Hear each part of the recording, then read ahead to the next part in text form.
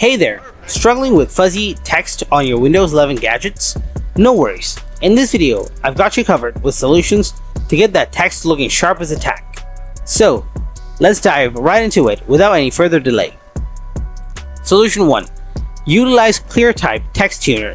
First off, click on the search icon over here and type in ClearType. Then select Adjust ClearType Text from the search results. You'll see this window pop up.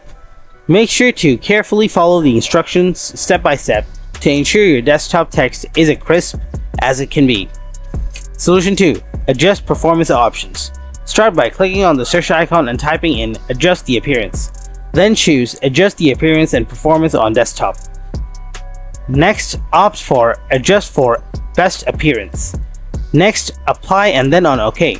Now, all the text on your computer screen should be crystal clear and visually stunning. So folks, that's how you tackle blurry text and fonts on Windows 11 PCs and laptops. If you found this video helpful, then subscribe to our channel and don't forget to drop a like.